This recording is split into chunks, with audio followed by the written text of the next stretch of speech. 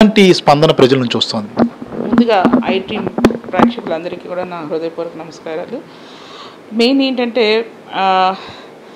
ఎలక్షన్స్లో క్యాంపెయినింగ్ అన్నది సహజంగా మనకి తెలిసి ఏ విధంగా ఉంటుందో పబ్లిక్లోకి వెళ్ళి మనం ఓటు అడుగుతూ ఉంటాం. కొంతమంది నవ్వుతూ పలకరిస్తారు, కొంతమంది నిశ్శబ్దంగా ఉంటారు, కొంతమంది వాళ్ళ మొహంలో చిరాకు కూడా కనిపిస్తుంది. సో దీన్ని బట్టి మనం ఆ ఓటర్స్ని ఎలా ఉన్నారు అన్నది మనకు ఆ డిఫరెన్సెస్ తెలుస్తుంది సార్.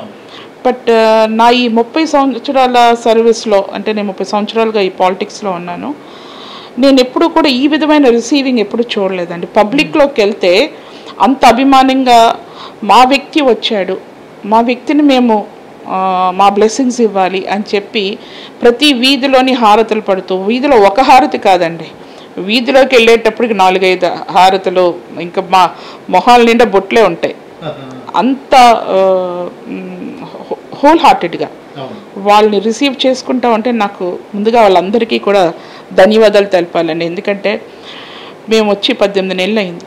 ఈ 18 నెలల్లో మమ్మల్ని వాళ్ళ మనిషిగా చేసుకోవడం అన్నది ఇది చిన్న విషయం కాదు. నేను బూత్లోకి వెళ్ళినప్పుడు, నేను వార్డులోకి వెళ్ళినప్పుడు ఐ ఆల్వేస్ ఆస్క్ దెమ్, ఏంటి మీకు ఆనంద్ కుమార్ తెలుసా? First word. ఎందుకంటే వ్యక్తి తెలుసు అంటేనే ఆ వ్యక్తికి ఓటు వేయండి అని అడగనందుకు అవకాశం ఉంటుంది. జగన్మోహన్ రెడ్డి గారు తెలియని వాళ్ళు ఎవరూ ఉండరు.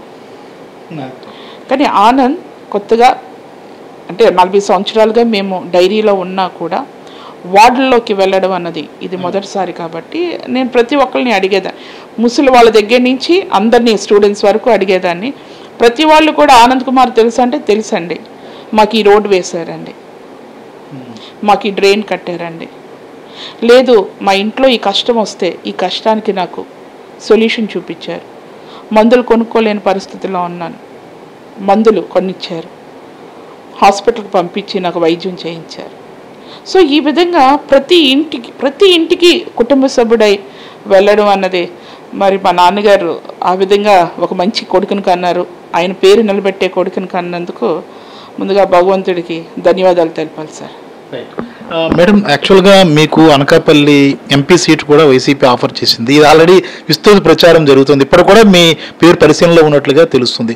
కానీ మీరు ఎందుకో దాన్ని అంటే వద్దనుకున్నారు అన్న ప్రచారం కూడా జరుగుతుంది. ఏంటి దీనిలో ఉన్న విషయం ఏంటి? ఎందుకు మీరు వద్దనుకోవాల్సి వచ్చింది?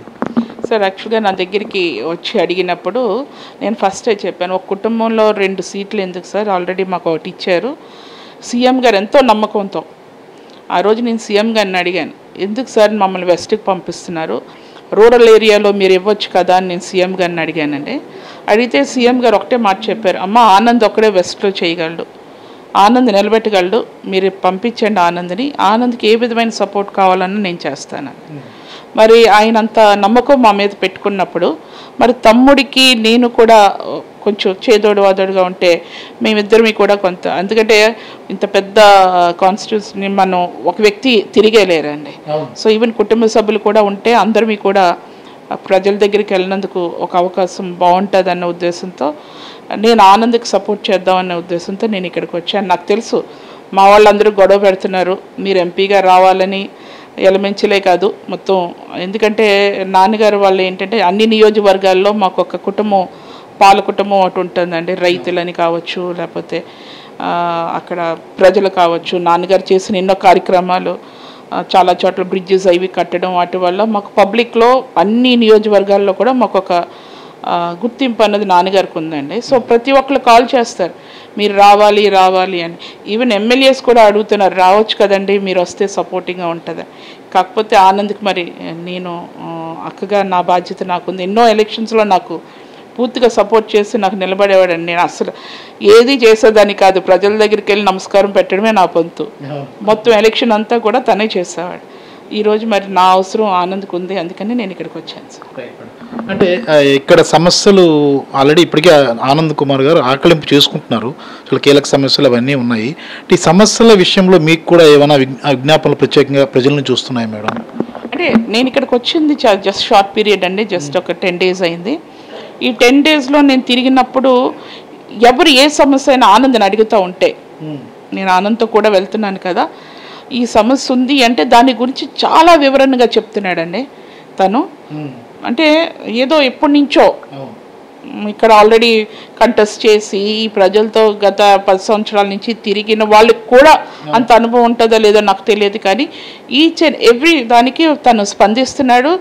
తనకు ఆల్రెడీ సగం సొల్యూషన్ చూశాడు, చాలా మటుకి తను అవి ప్రాబ్లమ్స్ అన్నీ కూడా క్లియర్ చేశారు.